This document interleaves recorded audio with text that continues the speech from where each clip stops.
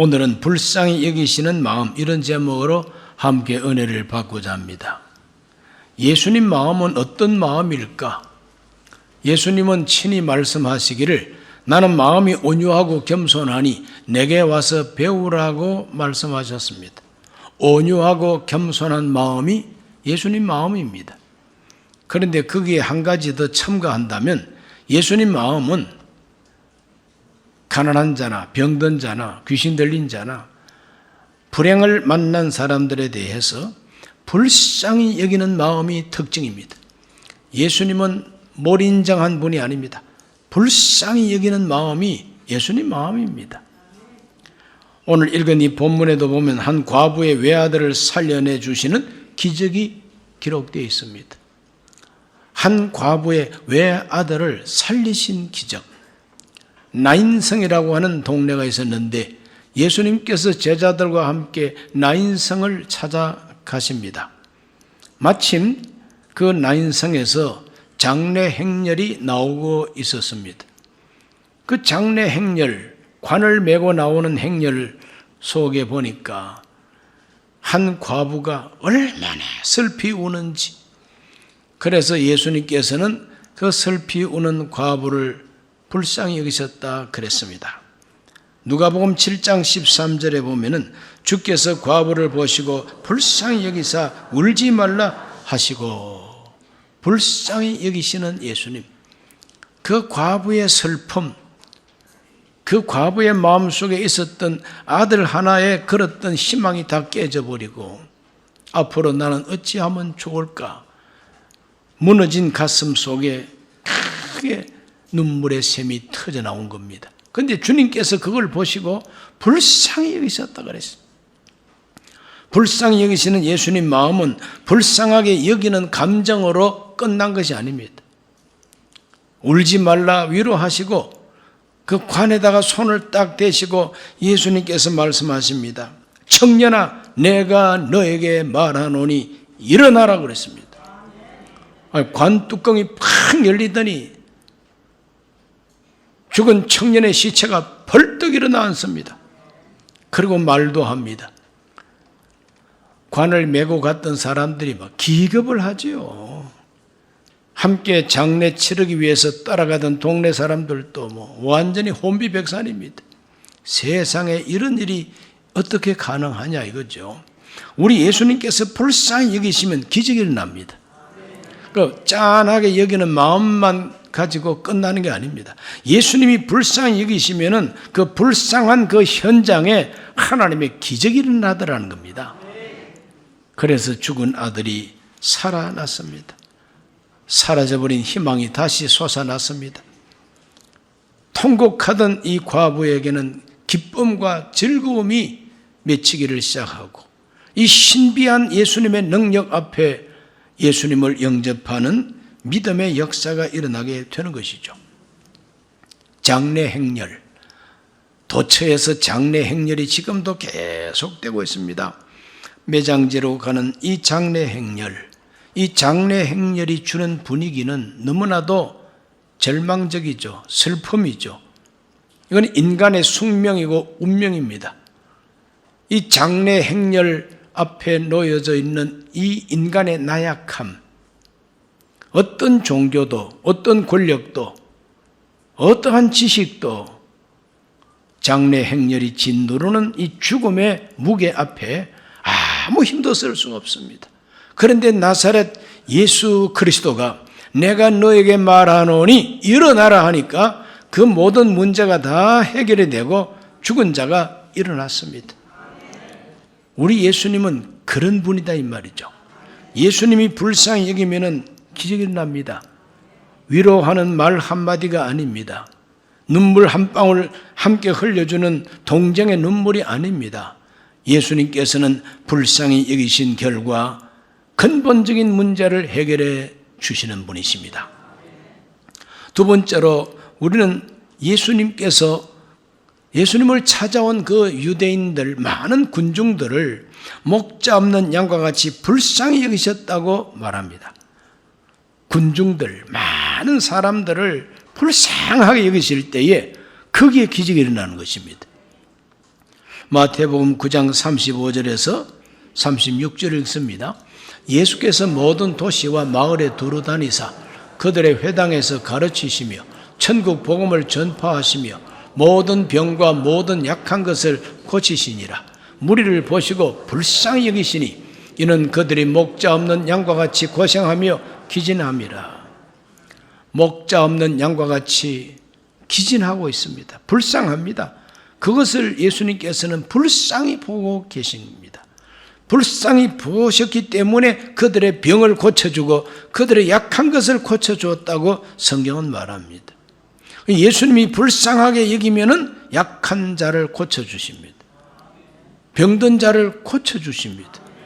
그러므로 치유, 신유, 하나님이 고친다는 게 바로 신유입니다. 하나님이 고쳐주세요. 하나님께서 치료하는 현장에는 무엇보다 먼저 불쌍히 여기는 마음이 있었습니다. 마태복음 15장 32절은 이렇게 말하고 있죠. 예수께서 제자들을 불러 이르시되 내가 무리를 불쌍히 여기노라. 그들이 나와 함께 있은 지 이미 사흘이매 먹을 것이 없도다. 길에서 기진할까 하여 굶겨 보내지 못하겠노라.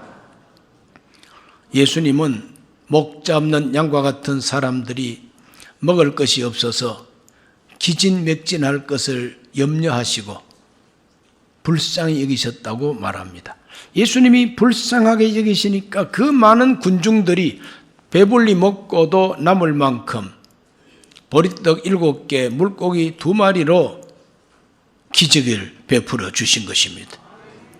오병이어의 기적도 동일합니다. 마가복음 6장 34절을 보면은 예수께서 나오사 큰 무리를 보시고 그 목자 없는 양 같음으로 인하여 불쌍히 여기사 이에 여러 가지로 가르치시더라. 목자 없는 양과 같은 무리들을 불쌍히 여기시고 가르치고 그들을 위해서 오병이어의 기적을 나타내십니다. 남자만 5,000명 먹고 12바구니에 남겼다 그랬어요. 기적이 있는 곳에는 먼저 불쌍히 여기는 마음이 선행됐다고 하는 것을 복음서가 잘 증언해주고 있습니다. 불쌍히 여기는 마음. 오늘 예수님께서 저와 여러분을 불쌍히 여기면은 우리 기도가 응답이 됩니다. 예수님께서 나를 보실 때 불쌍히 여기지 아니하고 얄밉게 보시면은 기적은 없습니다. 주님께서 나를 보실 때 불쌍히 여기지 아니하고 밉게 보시면은 화가 나가지고 그냥 화난 채로 나를 보시면은 나한테 화가 미치게 되어 있어요. 예수님께서 불쌍히 보시는 곳에 기적이 따른다고 하는 걸 성경을 통해서 우리는 발견합니다. 그러므로 하나님 보시기에 불쌍히 여김을 받는 것이 하나님의 구원도 받고 기적도 체험하는 기초가 된다는 걸 알게 됩니다. 오늘 이 자리에서 예배하는 여러분 한 분 한 분을 주님께서 불쌍히 여겨주시기를 주의 이름으로 축원합니다. 나는 그래도 내가 벌어서 밥 먹고 살고 나도 내 체면 잘 유지하는 사람인데 누가 나를 불쌍히 여겨? 이렇게 교만한 마음을 가지는 분도 혹 있을 수가 있습니다. 자기가 능력껏 잘 산다 이 말이죠. 내 자존심 내가 지키면서 산다 이 말이죠. 아무도 나를 불쌍히 여기지 마시오. 하나님 보시기에 교만 아니겠습니까? 하나님 보시기에 좀 거만한 자세가 아니겠습니까? 따져보면 정말 깊이 진실을 알고 보면 누구나 다 불쌍합니다. 누구나 다 불쌍해요. 그러므로 주여 나를 불쌍히 여기소서, 이것이 가장 진실한 기도입니다. 우리 예수님께서는 한 나병 환자를 고치실 때도 불쌍히 여기셨다 그랬습니다. 마가복음 1장 40절에서 42절입니다. 한 나병 환자가 예수께 와서 꿇어엎드려 간구하여 이르되 원하시면 저를 깨끗하게 하실 수 있나이다. 예수께서 불쌍히 여기사 손을 내밀어 그에게 대시며 이르시되 내가 원하노니 깨끗함을 받으라 하시니 곧 나병이 그 사람에게서 떠나가고 깨끗하여 친지라 그랬어요. 나병 환자가 믿음이 있습니다. 어떤 믿음이냐? 예수님께서 나를 고치기를 원하시면 나는 깨끗해진다고 하는 믿음이 있는 겁니다. 그건 예수님의 능력을 믿는 믿음이 이 나병 환자에게 있어요. 언제 생겼는지 모르지만 원하시면 저를 깨끗하게 하실 수가 있습니다 하고 주님 앞에 엎드릴 때에 우리 예수님께서 그를 보시고 불쌍히 여기셨다 그랬어요. 불쌍히 불쌍하게 여기시니까 예수님께서는 손을 내밀어서 나병 환자에게 손을 댔다 그랬어요. 안수했다 이 말이죠. 우리 예수님께서 나병 환자에게 손을 탁 대시면서 내가 원하노니 깨끗함을 받으라 그랬더니 나병 환자 깨끗해져 버렸어요. 기적이죠. 불쌍하게 여기시기만 하면 그 현장에는 기적이 일어난다 이 말이죠. 오늘도 이 자리에 기적이 일어나기를 기대합니다. 예수님께서 불쌍하게 여기시고 손을 내밀어 주시면 내가 원하노니 깨끗함을 받으라. 청년아 내가 너에게 말하노니 일어나라. 우리 예수님께서는 막 한마디 한마디 말씀하시면 말씀대로 됩니다. 우리 예수님께서는 우리 인간의 이 불행을 진심으로 불쌍히 여기시는 분이십니다. 우리가 고생하고 우리가 불행해지는 것을 아주 고소하게 생각하는 사람들이 있어요. 참깨 볶듯이. 아이고 고소해라. 아이고 고소해라. 우리 불행을 고소하게 생각하는 사람들이 있습니다. 누굽니까? 우리의 원수가 그런 겁니다. 우리의 원수가 그래요. 원수가 불행한 일을 만나면은 왜 그렇게 기분이 좋은지 잘 됐다 싶고 고소하다 싶고 그렇죠. 그런 게살맞은 마음이 할 수만 있으면 우리에게는 없어야 좋습니다. 하나님은 우리 인간 불행을 진심으로 불쌍하게 여기신다는 걸 우리가 알아야 됩니다. 나한테는 원수지만 나하고의 관계 속에는 저 사람이 원수지만 하나님 보시기에는 불쌍한 영혼이 그래서 하나님이 그 사람에게도 자비를 베푼다 이 말이죠.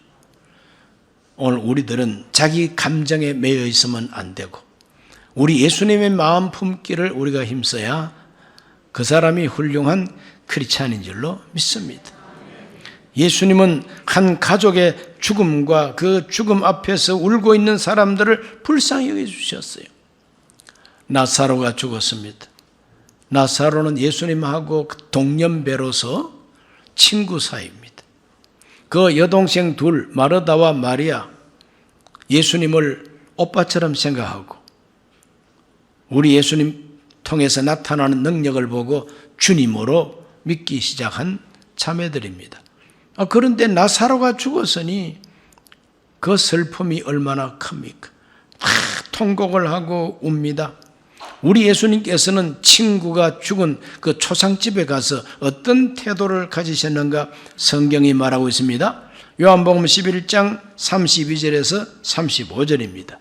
마리아가 예수 계신 곳에 배웠고 그 발 앞에 엎드려 이르되 주께서 여기 계셨더라면 내 오라버니가 죽지 아니하였겠나이다 하더라. 예수께서 그가 우는 것을 또 함께 온 유대인들이 우는 것을 보시고 심령에 비통히 여기시고 불쌍히 여기사 이르시되 그를 어디 두었느냐 이르되 주여 와서 보옵소서 하니 예수께서 눈물을 흘리시더라. 얼마나 비통하게 우는지 마르다와 마리아가 비통하게 웁니다. 그 우는 자매를 보고 예수님께서도 눈물을 같이 흘립니다. 불쌍히 여기시면서 눈물을 흘리셔요. 불쌍히 여기는 마음이 바로 눈물을 자아내는 것이죠. 오늘 우리들은 우는 자와 함께 울면서 눈물을 흘리고 불쌍히 여길 줄 아는 이 불쌍히 여길 수 있는 마음이 우리에게 있어야 될 것입니다. 복음서 전체를 읽어보면 우리 예수님께서 눈물을 흘리셨다고 표현하고 있는 곳은 여기밖에 없어요. 나사로 무덤 앞에서 예수님이 눈물을 흘리십니다. 그러므로 예수님은 초상집에 가가지고 눈물을 흘리시고 비통하게 여기시고 불쌍히 여기셨습니다. 죽음은 비통한 것이니까요. 하나님의 아들 예수님이라도 사람으로 사는 이상, 사람 죽어서 무덤에 안치하고 그 죽은 자를 애도하면서 슬피 우는 사람들을 예수님 다 공감하신다 이 말이죠. 예수님도 함께 비통하게 여기시고 함께 눈물을 흘리셨더니, 그러면 그곳에서 끝났느냐? 동정하고 눈물 흘리고 끝난 것이 아니라 불쌍히 여기시는 예수님은 무덤 앞에서 외치십니다. 요한복음 11장 43절에서 44절이죠. 이 말씀을 하시고 큰 소리로 나사로야 나오라 부르시니 죽은 자가 수족을 배로 동인 채로 나오는데 그 얼굴은 수건에 쌓였더라. 예수께서 이르시되 풀어놓아 다니게 하라 하시니라.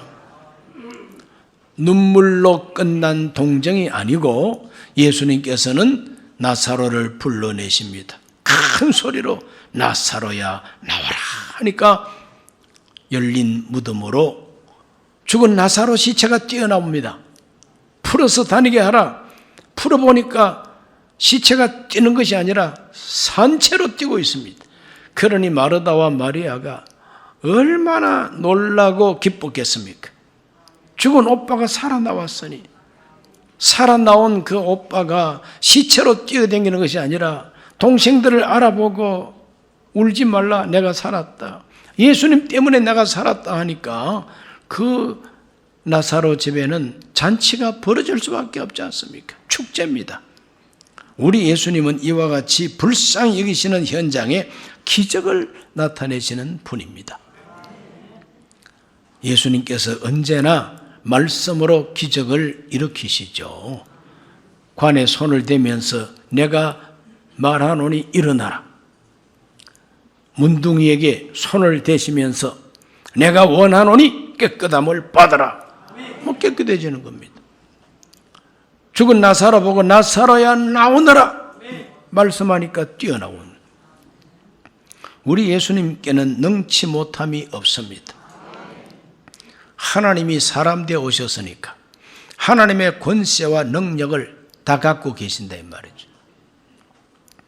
우리를 불쌍히 여기시는 예수님, 사람이 나를 불쌍히 여기는 것도 미워하는 것보다 훨씬 낫죠. 그렇죠?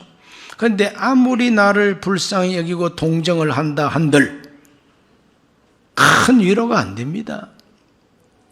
큰 격려가 안 됩니다. 그러나 예수님께서는 오셔가지고 같이 눈물 흘리시면서 죽은 자를 딱 살려내니 위로 정도가 아니라 이거는 놀라운 하나님의 기적이죠. 우리 예수님 말씀에는 능력이 따릅니다.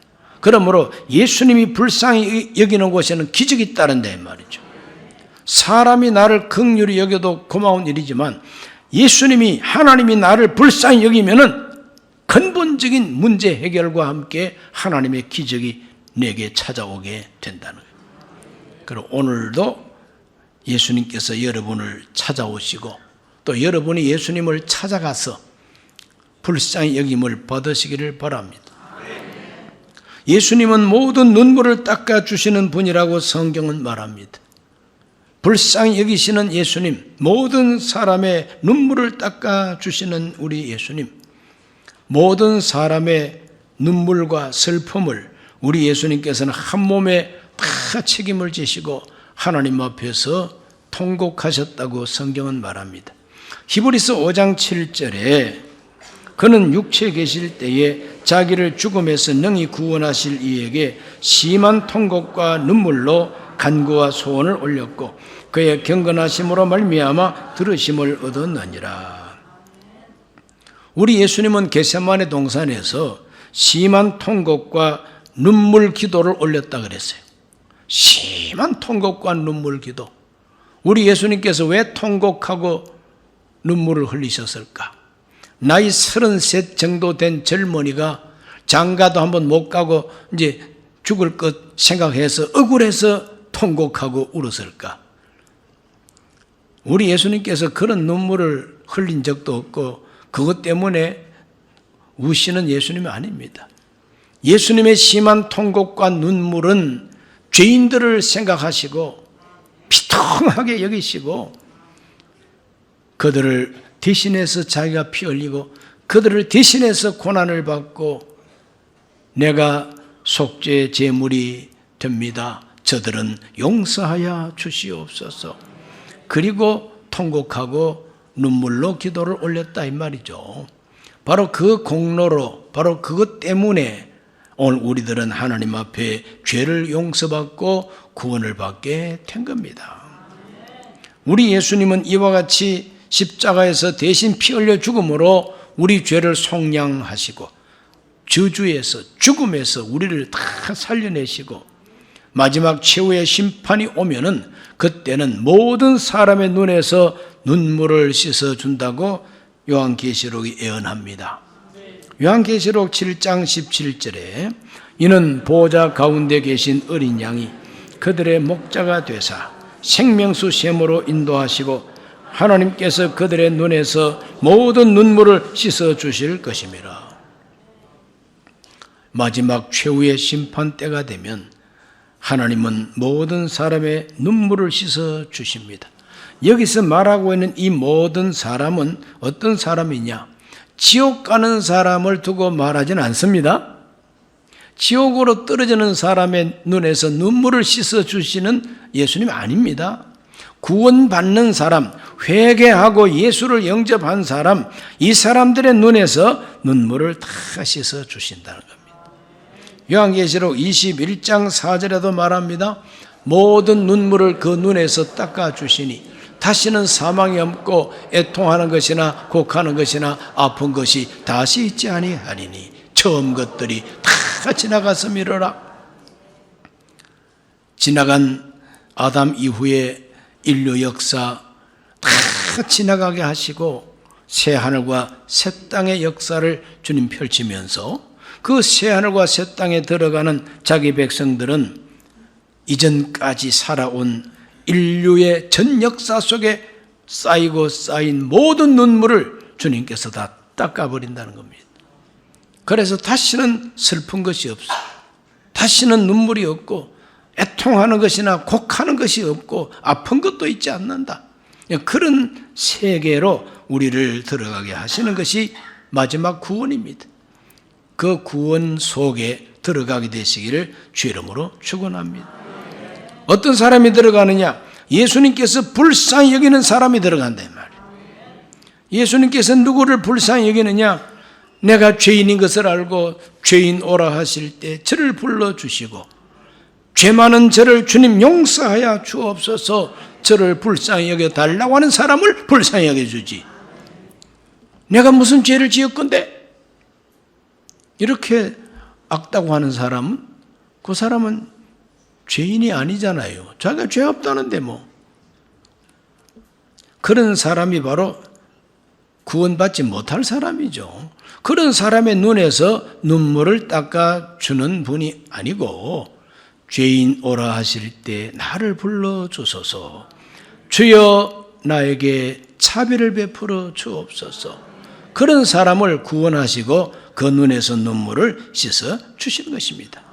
복음서를 읽어보면은 어떤 병에 걸렸든지 어떤 문제에 걸렸든지 간에 예수님 앞에 나올 때에 다윗의 자손 예수여 나를 불쌍히 여기소서, 나를 불쌍히 여기소서 이렇게 외치면서 예수님 앞으로 나오는 사람은 단 한 사람도 예수님께서 그냥 돌려보낸 적이 없고 무관심한 적이 없습니다. 100% 주님이 다 고쳐주시고 불쌍히 여겨주셨습니다. 그러므로 오늘 이 시간도 저와 여러분은 주님이 어제나 오늘이나 영원토록 동일하시다는 걸 믿고 주여 나를 불쌍히 여겨 주옵소서. 주 예수 그리스도 나를 불쌍히 여겨 주옵소서. 이 마음 가지고 예배하러 오시고 이 마음을 가지고 기도하면 주님께서 불쌍히 여겨 주십니다. 그러므로 주 예수 그리스도여 차비를 베풀어 주소서. 주님 앞에 나와서 엎드리고 하나님의 긍휼, 자비, 불쌍히 여겨주시는 그 은혜를 간절히 사모하면 우리 예수님께서는 내가 말하노니, 내가 원하노니 주님께서 말씀해 주십니다. 말씀과 함께 기적은 우리에게 일어난다 이 말이죠. 여러분 모두에게 주 예수의 불쌍히 여기시고 자비를 베푸시는 은혜가 구체적으로 나타나게 되시기를 바랍니다. 병도 고침받을 수 있습니다. 귀신을 내쫓아 주십니다. 저주가 복으로 바뀌어집니다. 절망은 희망으로 바뀌어진다 이 말이죠. 예수님의 구원의 능력은 지금도 살아있습니다. 그 거룩한 능력은 어떤 사람에게 나타납니까? 불쌍히 보시는 사람에게 나타난다 이 말이죠. 모쪼록 저와 여러분 모두가 주 예수님 보시기에 불쌍한 사람 되기를 예수님 이름으로 축원합니다. 기도합니다. 하나님 아버지, 예수님께서 불쌍히 여기는 곳에 기적이 일어났습니다. 죽은 자가 살아났습니다.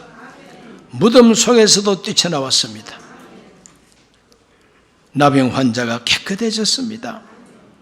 굶주린 곳에 오병이어 칠병이어의 기적이 일어났습니다. 하나님, 오늘 이 시대에도 불쌍히 여기시는 곳에 그리스도의 기적은 나타나는 줄로 믿습니다. 오늘 예배하러 오신 우리 성도들 한 사람 한 사람 살펴주시옵시고 주께서 불쌍히 여겨 주시옵소서. 예수님 이름으로 기도하옵나이다. 아멘. 잠시 고개 숙입니다. 오늘 처음 교회 나오신 분이 계십니까? 우리 예수님 앞으로 불쌍히 여겨 주시기를 바라는 마음으로 나올 때에 주님 구원하십니다. 진실한 마음으로 일어나셔서 이 기도를 함께 하시기 바랍니다. 하나님 아버지, 저는 죄인입니다. 어디에서 와서 왜 살며 어디로 가는지 알지 못하고 죄 가운데 살았습니다. 저의 죄를 위하여 십자가에서 죽으시고 부활하신 예수님을 제 구주로 모셔드립니다. 저는 하나님 자녀가 되었습니다. 지금부터 영원토록 주님과 함께 살겠습니다. 예수님 이름으로 기도드립니다. 아멘.